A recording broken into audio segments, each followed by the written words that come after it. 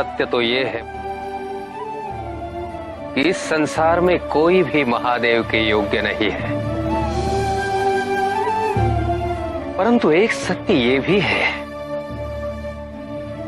कि जिसके हृदय में सत्य का प्रकाश है, मन में सच्ची लगन है, सच्चा प्रेम है, वो महादेव के योग्य बन सकता है। मैं आज आपसे जिस ज्ञान की बात करने जा रहा हूं, वो मुझे स्वयं महादेव से प्राप्त हुआ है। आपके माध्यम से सामान्य जन इस ज्ञान को सूत्र के रूप में जान सकेंगे। आपके जीवन के 3 प्रमुख उद्देश्यों में से यह भी एक है।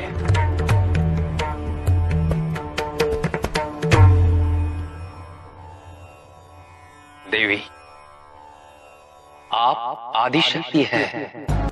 वर्षों के संस्कार इन 5 विभिन्न कोशों को और भी संचित करते रहे हैं। संशय में कभी मत पड़िए, ज्ञानबोध और अनुभव में यही भिन्नता है। मैंने जो कुछ भी कहा वो केवल निराकार विद्या है। महादेव के सानिध्य से ही इस निराकार विद्या को एक आकार प्राप्त होगा, और वही क्षण होगा आपके आद्य शक्ति के चरमोत्कर्ष का। और जब गंतव्य शिव है तो मार्ग की कठिनाइयों का भय कैसा।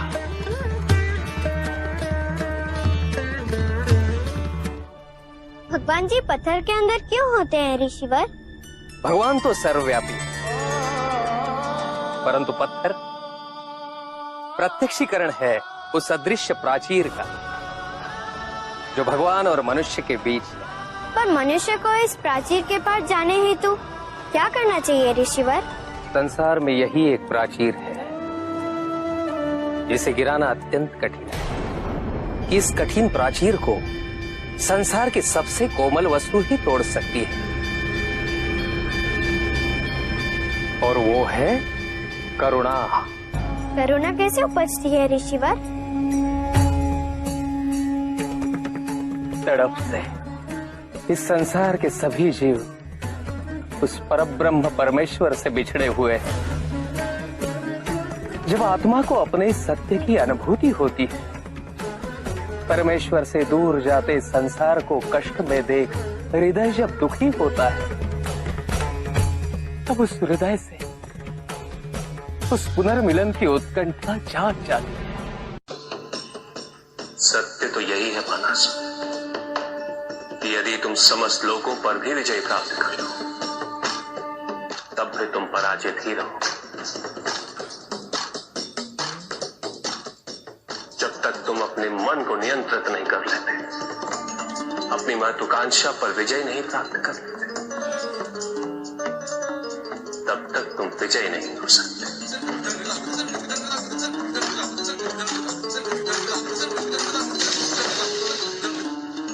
और जिस क्षण ऐसा हो गया बालासुर, उस क्षण तुम्हें युद्ध और विजय की निरर्थकता का बोध हो जाएगा। शक्ति और पराक्रम से तो किसी को भी पराजित करना अत्यंत सरल है, किंतु विजय तो तभी संभव है बालासुर, जब कोई व्यक्ति औरों के मन पर प्रेम, संवेदना, उदारता, धैर्य और नम्रता से विजय प्राप्त कर ले। तुम्हारे पूर्वजों क्रूरता करने वाले कई असुर थे जो अत्यंत शक्तिशाली थे, किंतु जो सम्मान प्रहलाद और बाली को प्राप्त हुआ, क्या वो सम्मान किसी और को प्राप्त है? मैंने तुमसे पहले भी कहा था बालासुर कि विकल्प तो तुम्हारे समक्ष है, निर्णय तो तुम्हें ही करना है कि तुम किसके प्रतिनिधि बनना चाहते हो।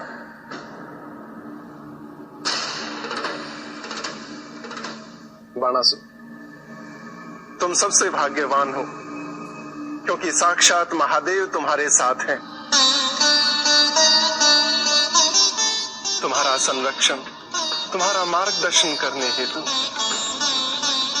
यदि तुम कुछ राज्यों पर विजय प्राप्त कर भी लोगे तो क्या करोगे, जब समस्त ब्रह्मांड तुम्हारे साथ है?